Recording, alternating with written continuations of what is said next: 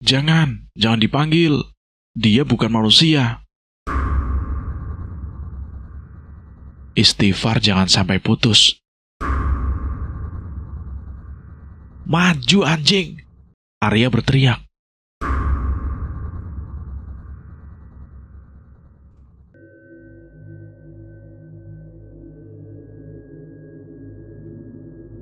Assalamualaikum warahmatullahi wabarakatuh. Jumpa lagi di Lentera Hitam. Tentunya masih bersama Bobby yang akan menceritakan kisah misteri pendakian gunung. Pada kesempatan kali ini, saya akan melanjutkan cerita yang sebelumnya, Teror LDKS. Cerita ini ditulis oleh Aras Anggoro. Bagaimana kelanjutan kisahnya?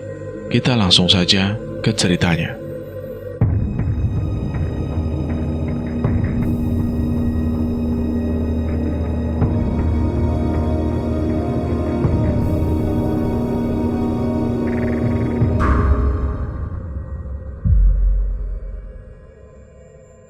Sekitar 10 meter di depanku, Ivan dan Suci duduk berhimpitan saling berpegangan tangan.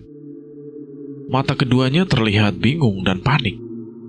Lebih jauh lagi, kulihat si Nina, ketua kelas kami, berdiri di tengah selasar, sibuk memberi perintah itu ini pada anak-anak kelas 2 yang berlarian.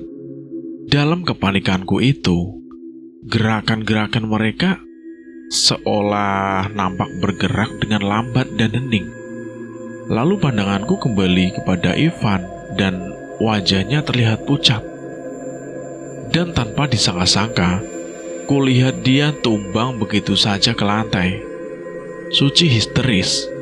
Semua orang yang ada di dekat mereka juga histeris. Mataku melebar. Terkejut bercampur takut. Lalu kulihat si Nina limbung. Tubuhnya jatuh tersungkur dengan keras di tengah selasar. Jantungku terpacu. Keringat dingin membasahi tubuhku. Brak, brak, brak. 3 orang tumbang bersamaan. Salah satunya Suci. Ceklek. Listrik kembali mati. Teriakan-teriakan dan tangisan meledak. Tak sampai sedetik, lampu nyala kembali. Hanya lampu ujung lorong dekat kamar mandi yang terus berkedip-kedip, mati hidup, mati hidup. Beberapa anak berinisiatif untuk menggotong mereka yang pingsan ke ruang serbaguna. Aku masih terus berdiri terpaku. Kakiku gemetar tanpa aku sadari. Selasar yang tadinya ramai langsung sepi. Semua anak-anak masuk ke dalam ruang serbaguna, meninggalkan hanya aku dan Arya yang masih juga belum bergerak. Oh, bukan, ada satu anak lagi di ujung lorong dekat kamar mandi. Lampu yang hidup mati, dan jaraknya yang jauh membuatku tak mengenali perempuan itu. Sebaiknya dia kupanggil saja agar jangan sendirian. Aku baru hendak melambaikan tangan, langsung kaget, membeku saat tiba-tiba Arya berteriak. Jangan dipanggil. Dia bukan manusia, kata si Arya. Suaraku tercekat di tenggorokan. Leherku kaku, tak mampu digerakkan. Pandanganku terpaku ke perempuan di ujung lorong sana, dan hanya berdiri di sana. Diam tak bergerak di bawah lampu yang terus mati hidup.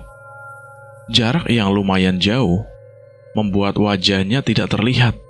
Rambutnya yang panjang dan baju tidur berwarna merah darah. Arya benar. Kesadaran itu makin membuatku ketakutan. Tapi sedikit pun aku tak mampu berpaling. Perempuan itu sepertinya juga sedang menatapku. Ayo masuk ke dalam, Arya bicara sambil menepuk bahuku. Aku langsung merasa terlepas dari ikatan. Dengan lega aku mengikuti si Arya masuk ke ruangan serbaguna. Perempuan di ujung lorong itu sudah tidak ada di tempatnya lagi. Aku bergidik ngeri di sana. Jantungku serasa berhenti berdetak. saat melangkah masuk. Ternyata ada 10 orang lebih yang pingsan. Tubuh mereka dibaringkan berjajar di depan, sementara semua anak menyingkir ke belakang ruangan. Sepertinya berusaha sejauh mungkin dari orang-orang yang pingsan itu. Kulihat tubuh Dul dibaringkan paling ujung. Ada darah di dahinya. Pasti karena benturan saat terjatuh.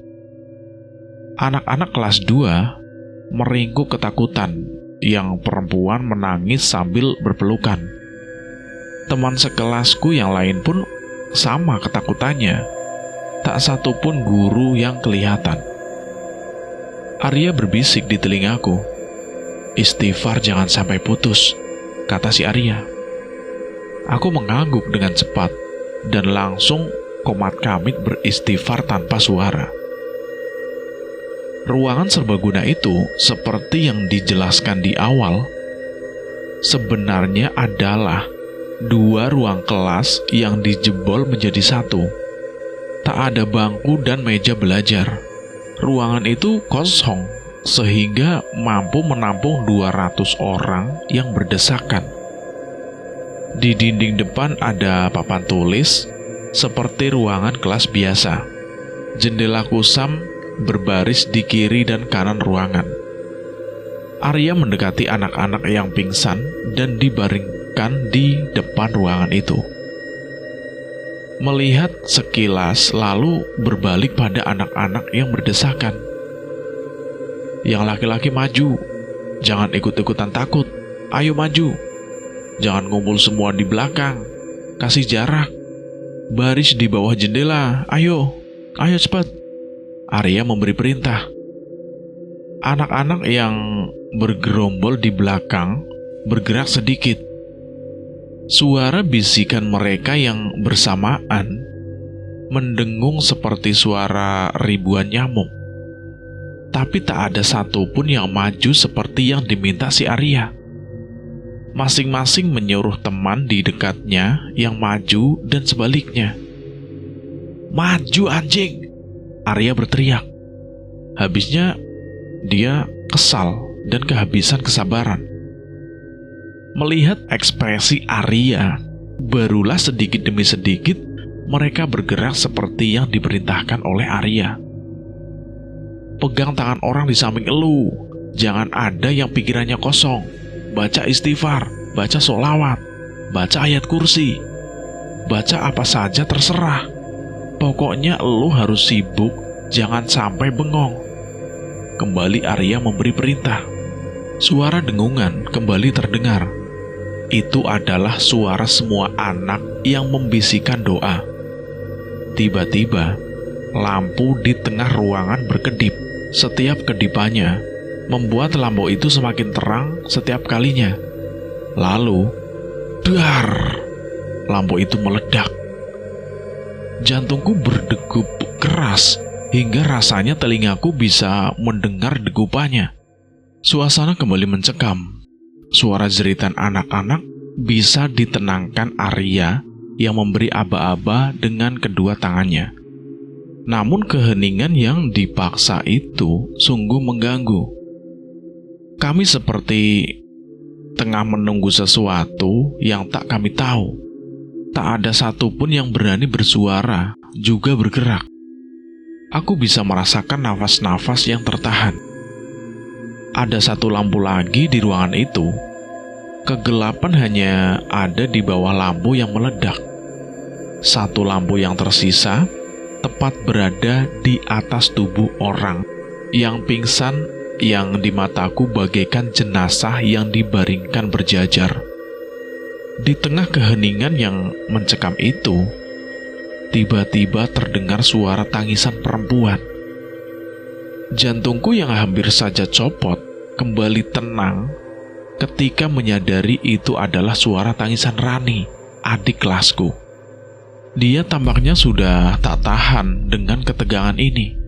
Semua mata memandang Rani yang menangis sesegukan sambil menyembunyikan wajahnya di antara lututnya.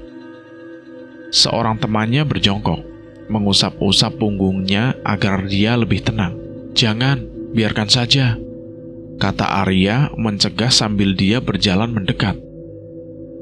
Suara tangisan Rani berubah menjadi suara cekikikan. Semua orang yang berada di dekatnya langsung menyingkir dengan panik.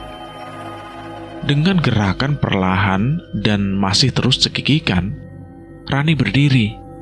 Lehernya miring dan cara berdirinya seperti orang bungkuk. Saat mendekat, Arya langsung menjatuhkannya kembali ke lantai. "Bantuin pegangin!" Arya berteriak. Aku dan beberapa teman langsung bergerak membantu memegangi tangan dan kakinya. Rani mengamuk. Tenaganya seperti bukan tenaga perempuan. Tawa cekikikannya kini berganti sumpah serapah dengan bahasa Sunda. Aku yang tidak mengerti bahasa itu hanya bisa menangkap beberapa kata saja, di antaranya cicing, paeh sia. Pergumulan itu berhenti setelah Arya meniup ubun-ubunnya. Rani langsung tergeletak diam, pingsan. Beberapa orang lalu membaringkannya bersama orang-orang yang pingsan duluan. Mereka yang pingsan bereaksi ketika tubuh Rani dibaringkan. Tubuh-tubuh itu merasa tersilat bergerak resah, masih dengan mata yang tertutup. Suara-suara erangan terdengar pelan dari mulut mereka. Aku dan Arya dan beberapa teman yang tadi mengangkat Rani bergerak menjauh saat kepala Dul bergerak-gerak dengan ganjil. Disusul gerakan yang sama oleh orang yang berbaring di ujung lainnya. Kulihat ekspresi Arya yang tegang melihat gerakan-gerakan aneh mereka. Seperti juga aku. Tangannya juga terlihat gemeter dengan hebat. Lalu, nyawaku seakan keluar dari tubuhku saat orang-orang yang pingsan itu menjerit bersamaan. Disusul teriakan-teriakan lain di sekelilingku.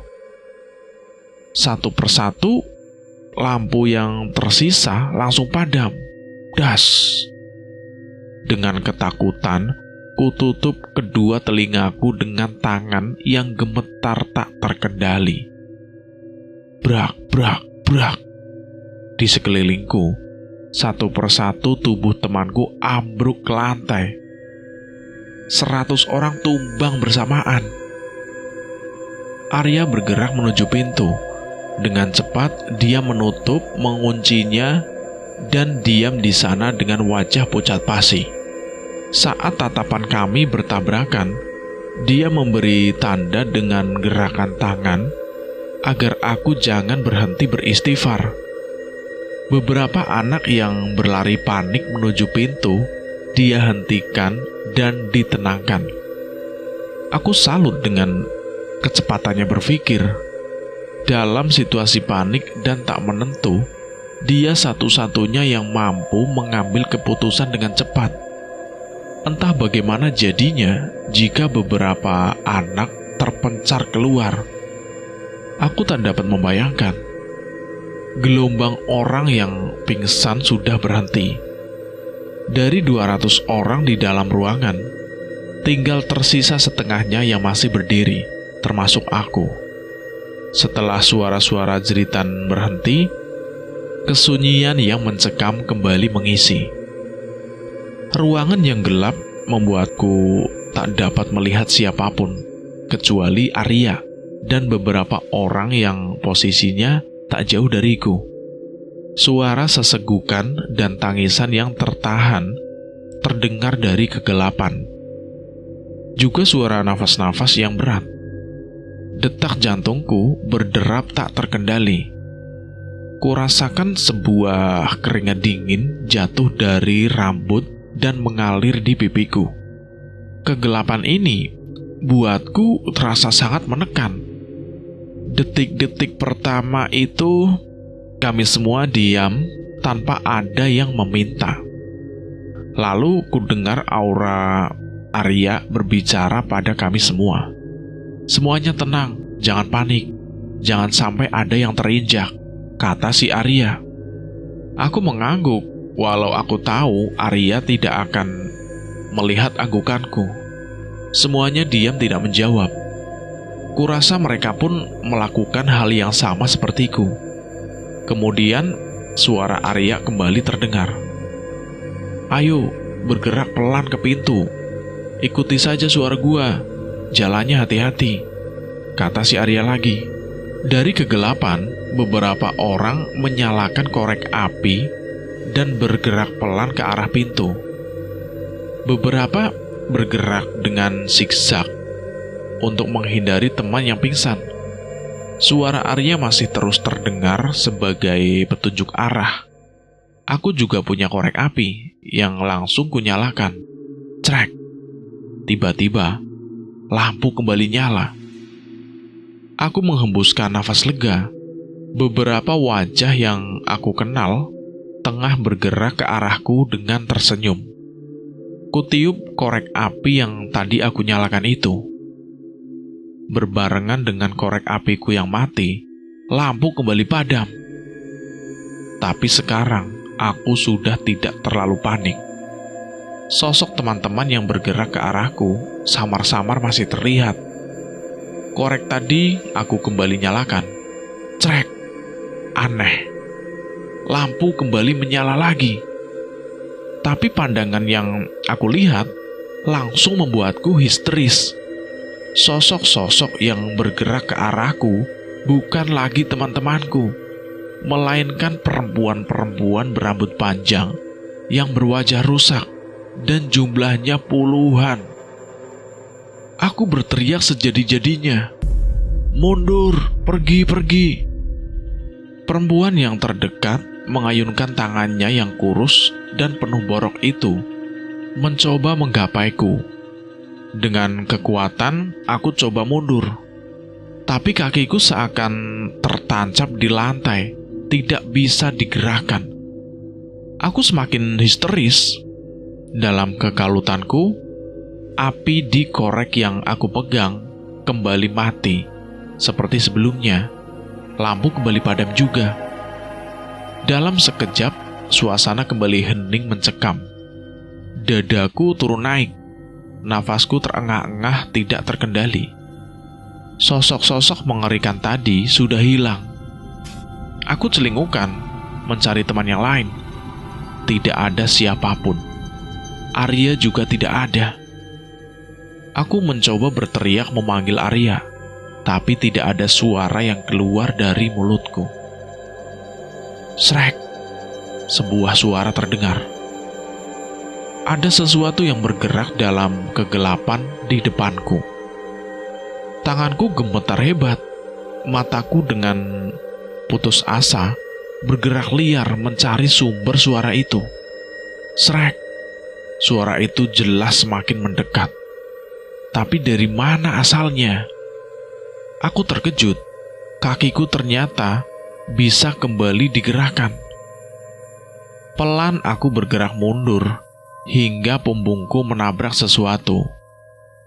Dengan tangan yang gemetar, aku dapat merasakan benda halus di punggungku, yaitu papan tulis. Srek! Suara itu kembali terdengar lagi. Suaranya seperti langkah yang diseret. Aku panik, teringat bayangan perempuan berwajah rusak tadi. Tidak. Dengan tangan gemetar, kunyalakan kembali korekku. Ceklek! Lampu kembali nyala. Tidak ada suara aneh itu. Tidak ada perempuan-perempuan berwajah rusak. Terhampar di depanku, dengan posisi tak beraturan, adalah tubuh teman-temanku yang pingsan. Aku menghembuskan nafas, rasanya lega sekali. Arya masih di tempatnya semula, di depan pintu. Dia tersenyum sambil jarinya menunjuk sesuatu di depanku. Aku menoleh mengikuti arah jarinya dan langsung tercekat ketakutan. Di lantai, bukan lagi tubuh teman-temanku yang sedang pingsan, melainkan tubuh kurus yang berbalut kain kafan yang tersebar di setiap sudut ruangan. Beberapa terlilit kain kafan yang putih bersih, yang lain berbalut kain kafan yang sudah kotor, seakan baru saja merayap dari lubang kuburan. Kembali aku menjerit sejadi-jadinya. Sosok-sosok itu bergerak-gerak seperti cacing dan semuanya mengarah kepadaku. Plak! Sebuah tamparan keras menyadarkanku. Pipi kananku yang baru saja dihajar langsung terasa panas. Gua udah bilang, jangan putus istighfar. Lagian bukannya buru-buru cuci muka, ambil wudhu. Arya ngomel-ngomel padaku, panjang lebar. Baca-baca, jangan sampai kemasukan. Anak kelas 3 tinggal gua dan elu, Devi sama Didi. Yang lainnya bocil semua, kata si Arya. Kesadaranku langsung kembali. Jantungku sedikit berdegup, teringat sosok-sosok berkain kafan tadi. Mereka sudah tidak ada. Kepalaku terasa seberat batu dan nyeri. Disusul tubuhku yang terasa limbung. Apakah tadi nyata ya? Atau halusinasi? Bagaimana mungkin aku pingsan dalam keadaan berdiri? Dengan heran, aku memandangi lampu di tengah ruangan yang utuh. Kapan lampu ini diganti? Di lantai pun tidak ada beling bekas pecahnya. Seseorang menepuk punggungku dan memintaku mengikutinya keluar. Aku yang masih linglung berjalan mengekornya dengan pelan. Kulihat Arya sibuk berpindah-pindah dari orang yang satu ke orang yang lain. Saat melihatku, dia memberi aba-aba agar aku mengikuti si Devi. "Kemana, Dev?" tanyaku sambil berlari kecil, berusaha mengejarnya. "Ikut," jawabnya singkat. "Iya, ikut kemana? Jemput guru-guru?" tanyaku kepada si Devi.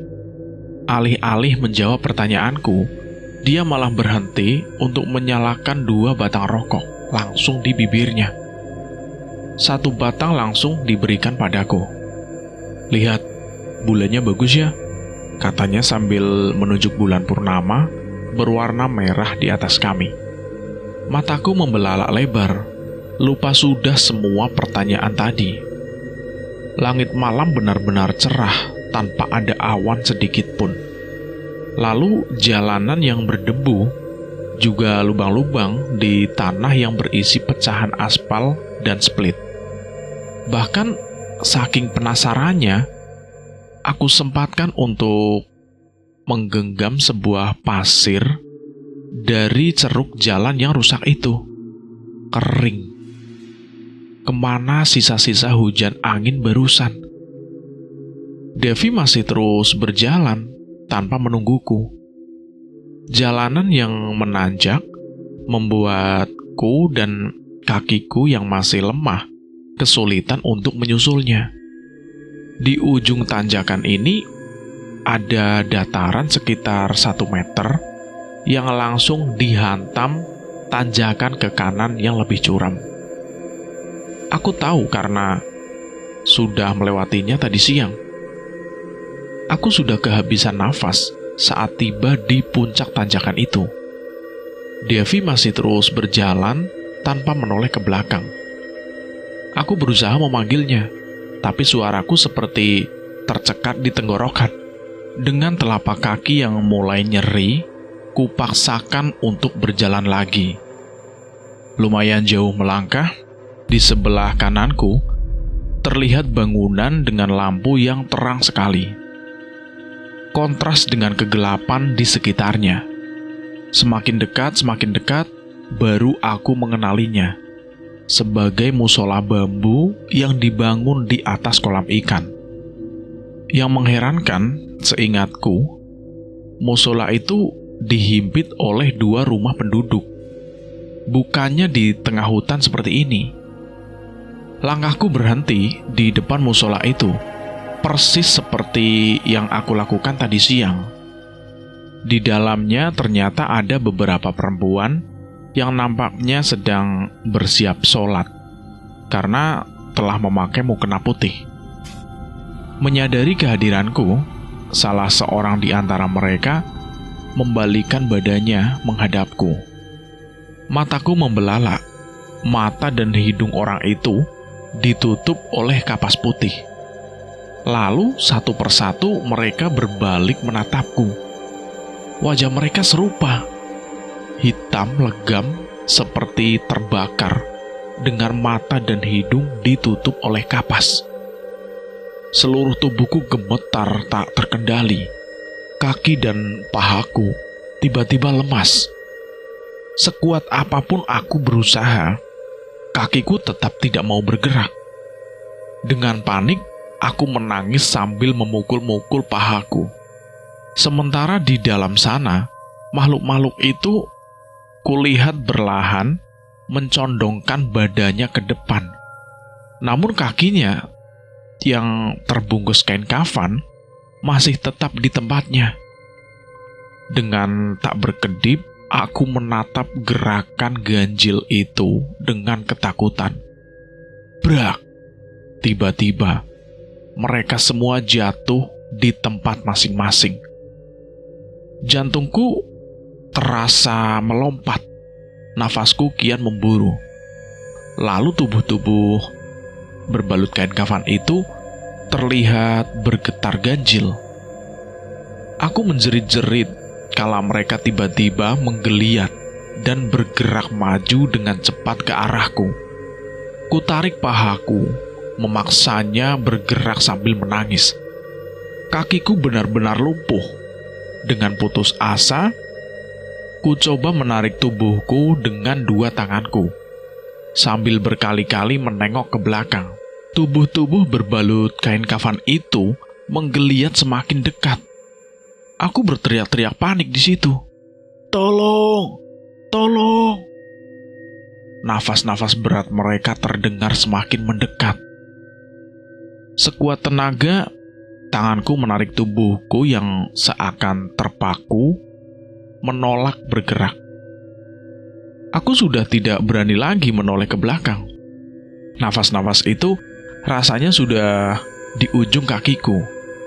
Kuhujamkan jariku ke tanah dan sekuat tenaga menarik tubuhku paksa hingga kuku telunjukku lepas.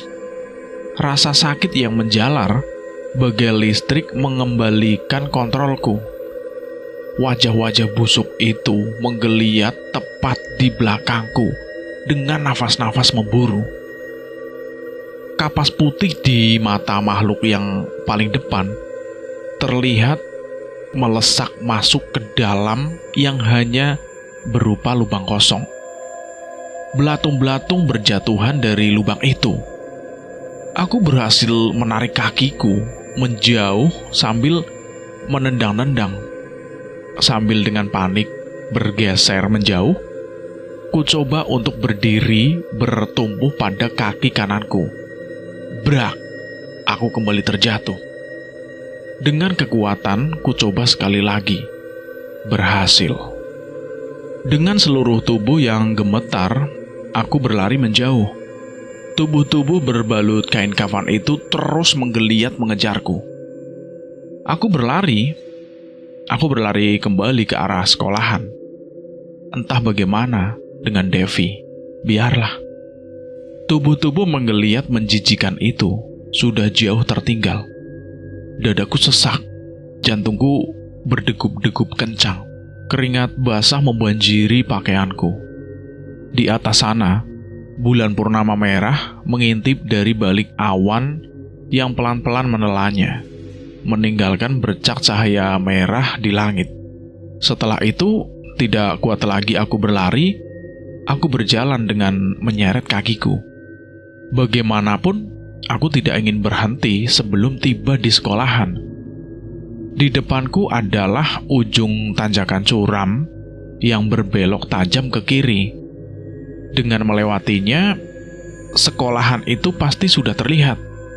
Aku makin memaksakan diri menyeret kakiku. Kuku jariku yang patah mulai berdenyut-denyut sakit. Darah terasa menetes dari sana. Jantungku kembali bergemuruh ketika sebuah kepala terlihat menyembul dari bawah tanah. Doa-doa refleks terucap dari bibirku. Berjalan semakin dekat, hatiku mencelos lega. Rupanya, Devi berjongkok, membelakangiku di tengah tanjakan curam itu. Walau gelap, aku bisa mengenali rambutnya yang panjang sebahu. Menyadari bahwa Devi tadi berjalan ke arah sebaliknya, membuat bulu kuduku langsung tegak berdiri.